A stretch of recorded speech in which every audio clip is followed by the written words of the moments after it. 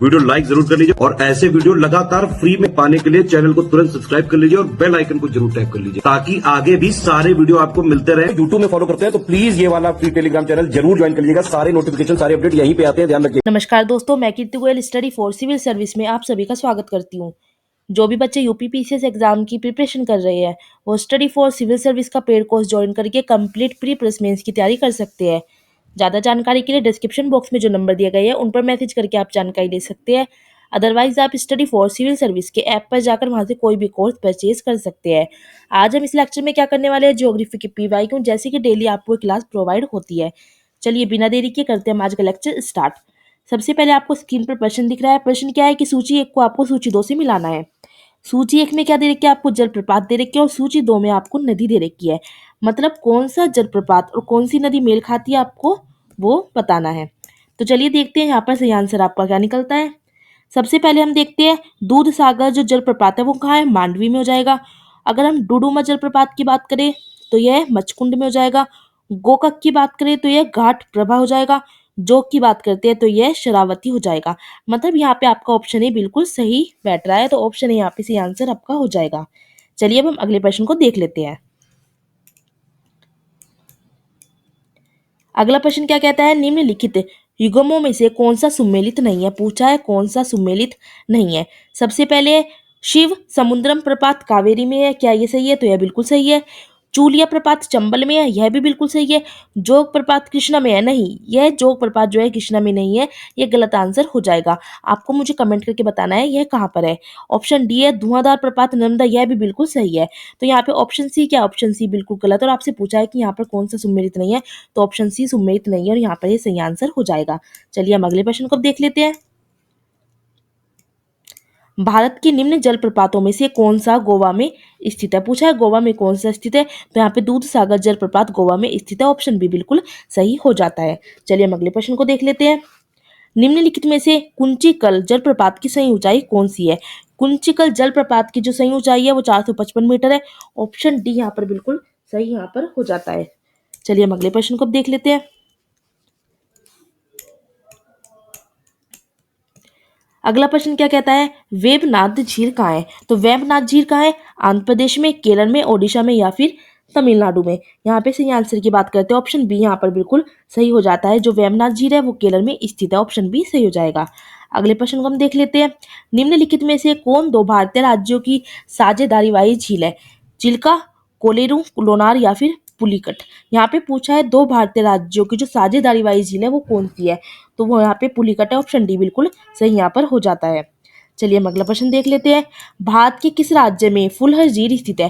फुलहर झील कहाँ पे है, मध्य प्रदेश में, उत्तराखंड में, उत्तर प्रदेश में या फिर बिहार में। यहाँ पर अगर हम सही आंसर की बात करें, जो फुलहर झील है वो कहाँ पर स्थित हो जाएगी, वो उत्तर प्रदेश में स्थित है। ऑप्शन सी बिल्कुल सही यहाँ पर हो जाता है। चलिए अगले प्रश्न को देख लेते हैं। निम्नलिखित में से कौन सा सुमेलित यहाँ पर नहीं है। ठीक है, तो वेबनाथ केरल में है, बिल्कुल सही है। लोकटक मेघालय है, क्या लोकटक मेघालय में है, तो ये तो गलत आंसर है। डल कश्मीर में है, डल झील। पुलिकट झील आंध्र प्रदेश में है, भी बिल्कुल सही है। आपसे पूछा है कौन से सुमेलित नहीं है, तो लोकटक झील कहाँ पर है ये आपको मुझे कमेंट करके बताना है। अगला क्वेश्चन देखते हैं। निम्नलिखित में से कौन सा सही सुमेलित है, ये झील है और यहाँ पे ये क्या है, यहाँ पे ये इसकी स्थिति है और आपको बताना है कि कौन सा आंसर यहाँ पे सही हो जाएगा। यहाँ पर अगर हम बात करते हैं, लोनार मध्य प्रदेश में बिल्कुल सही है, नहीं, लोनार मध्य प्रदेश में तो नहीं है, तो यह तो गलत है। तो अच्छा, यहाँ पर पूछा है कौन सा सही सुमेलित है। ठीक है, अब आपको बताना है सुमेलित कौन सा है यहाँ पर। तो यहाँ पे अगर हम बात करते हैं, लोनार मध्य प्रदेश में नहीं है, नक्की गुजरात में नहीं है, जो यहाँ पे कोलेरू है या आंध्र प्रदेश में है, यह तो बिल्कुल सही है। पुलिकट, पुलिकट केरल में है, नहीं, पुलिकट केरल में नहीं है, पुलिकट तो कहाँ है, आंध्र प्रदेश में है। ठीक, तो यहाँ पर क्या हो जाएगा, ऑप्शन सी बिल्कुल सही आंसर यहाँ पे आपका हो जाता है। चलिए हम अगले प्रश्न को देख लेते हैं। अगले प्रश्न में क्या है, भारत की निम्न झीलों में से कौन सी असम में स्थित है। हमीरसर झील, कोलेरू झील, सरा झील या फिर चपनाला झील। तो जो असम में स्थित है वो कौन सी झील है, वो यहाँ पे चपनाला झील है। मतलब ऑप्शन डी बिल्कुल सही यहाँ पर हो जाता है। चलिए हम अगले प्रश्न को अब देख लेते हैं। अगला प्रश्न क्या कहता है, निम्नलिखित में से किसको रहस्यमयी झील कहा जाता है। अब देखिए रहस्यमयी झील किसको कहा जाता है, अच्छा क्वेश्चन है। जोर पखारी झील, डोडीताल झील, रूपकुंड झील या फिर रेड हिल्स झील। अब नाम से देखो कैसे लग रहा है, रहस्य है, कुछ ना कुछ रहस्य है। रहस्यमयी झील किसे कहा जाता है? तो यहाँ पे हो जाएगा ऑप्शन सी रूपकुंड झील। अब आपको पता है जिसके पास रूप होता है उसमें कुछ ना कुछ रहस्य होता है, तो आप यहाँ से याद रख सकते हो रहस्यमयी झील कौन सी है, रूपकुंड झील। चलिए अगला प्रश्न हम देख लेते हैं अब। सॉरी। भारत की निम्न झीलों में से कौन जम्मू एवं कश्मीर में स्थित है? जम्मू और कश्मीर में कौन सी झील है? फुलर झील, कोलेरू झील, अंजार झील या फिर हमीरसर झील। जम्मू कश्मीर में स्थित झील की अगर हम बात करते हैं तो यहाँ पे ऑप्शन सी बिल्कुल सही हो जाता है, अंजार झील ये जम्मू कश्मीर में स्थित है। अगला प्रश्न देख लेते हैं। बर्फ से ढकी झील घेपन स्थित है। बर्फ से ढकी हुई है उस झील का नाम क्या है? घेपन। वो कहाँ पे स्थित है? उत्तराखंड में, हिमाचल प्रदेश में, सिक्किम में या फिर जम्मू कश्मीर में। तो ऑप्शन भी बिल्कुल सही हो जाएगा। जो बर्फ से ढकी हुई झील है उसका नाम घेपन है और ये कहाँ है? ये हिमाचल प्रदेश में स्थित है। ऑप्शन बी बिल्कुल सही यहाँ पर हो जाता है। चलिए हम अगला प्रश्न अब देख लेते हैं। भारत के किस राज्य में मानसून का आगमन सबसे पहले होता है? सबसे पहले मानसून कहाँ पे आता है? तो केरल में आता है। ऑप्शन डी बिल्कुल सही हो जाता है। उत्तर पूर्वी मानसून से सबसे पहले वर्षा प्राप्त करने वाला राज्य कौन सा है? उत्तर पूर्वी मानसून से सबसे अधिक वर्षा प्राप्त करने वाला जो राज्य है वो तमिलनाडु हो जाएगा। मतलब ऑप्शन सी यहाँ पर बिल्कुल सही है। चलिए हम अगला प्रश्न अब देख लेते हैं। निम्नलिखित राज्यों में से अधिकतम औसत वार्षिक वर्षा होती है कहाँ होती है? अरुणाचल प्रदेश में, सिक्किम में, केरल में या फिर जम्मू कश्मीर में। तो औसत अगर हम बात करें जो वर्षा होती है तो वो कहाँ पे होती है? तो यहाँ पे सही आंसर आपका क्या हो जाएगा? आपका सही आंसर यहाँ पे हो जाएगा ऑप्शन बी, सिक्किम में। ठीक। अगला प्रश्न देखते हैं। भारत में सबसे कम वर्षा वाला स्थान कौन सा है? लेह, बीकानेर, जैसलमेर या फिर चेरापूंजी। तो सबसे कम वर्षा कहाँ होती है? सबसे कम वर्षा होती है लेह लद्दाख में। सबसे ज्यादा वर्षा कहाँ होती है? मुझे कमेंट करके आप जल्दी से बताइए अब। चलिए अगला प्रश्न हम देख लेते हैं। भारत में वर्षा का अधिक्य होते भी, मतलब वर्षा अधिक होते हुए भी यह देश प्यासी धरती समझा जाता है। क्यों समझा जाता है? सबसे ज्यादा वर्षा भारत में होती है फिर भी कहते हैं कि यह देश जो है प्यासी धरती है। तो क्यों कहा जाता है ऐसा? ऐसा कहा जाता है वर्षा के पानी का तेजी से बह जाना, बिल्कुल सही बात है। वर्षा के पानी का शीघ्रता से भाप बनकर उठ जाना, बिल्कुल सही है।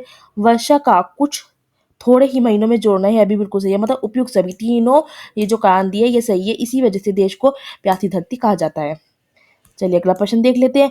निम्न में से भारत के किन क्षेत्रों में औसत 200 मिलीमीटर वर्षा होती है? कहाँ होती है? यहाँ पे अगर हम देखें तो जम्मू कश्मीर में होती है। ऑप्शन बी बिल्कुल सही आंसर यहाँ पर हो जाता है। चलिए हम अगला प्रश्न देख लेते हैं। यहाँ पे कथन और कारण का क्वेश्चन है। कथन क्या कहता है कि भारत में अंतर्देशीय जल मार्गों का पर्याप्त विकास नहीं हुआ है। और यहीं पे कारण क्या कहता है कि भारत के अधिकतम भागों में वर्षा साल के 4 महीनों में ही होती है। कहानी ये कहा गया है। तो यहाँ पे अगर हम देखें तो भारत में अंतर्देशीय जल मार्गों का पर्याप्त विकास नहीं हुआ है, बिल्कुल सही बात है। तो ए तो बिल्कुल सही है। ऑप्शन बी को देखिए, भारत के अधिकतम भागों में वर्षा साल के 4 महीने में होती है। भाई 4 महीनों में तो होती है, तो यह भी बिल्कुल सही है। तो ए और आर दोनों सही है और आर ए की सही व्याख्या करता है। यहाँ पे ऑप्शन ए बिल्कुल सही हो जाता है। और इसी के साथ आज का लेक्चर करते हैं हम समाप्त। अगले लेक्चर में हम आगे के क्वेश्चन देखेंगे। तो देखिए, अगर आपको पीसीएस, आरओ, पीईओ, एलटीकेट, यूपीएसआई की कंप्लीट सिलेक्शन तक की तैयारी करनी है तो आप सिर्फ और सिर्फ स्टडी फॉर सिविल सर्विस का पेड कोर्स ज्वाइन करके एग्जाम तक अगर आपने स्ट्रिक्टली फॉलो कर लिया, सिलेक्शन आराम से हो सकता है। जैसे आपको पता है यूपी पीसीएस पीडी का जो एग्जाम हुआ था, ठीक है, 12 अक्टूबर 2025 को, उसमें से अगर आप देखोगे तो 134 question direct study for civil service के कंटेंट से आया है।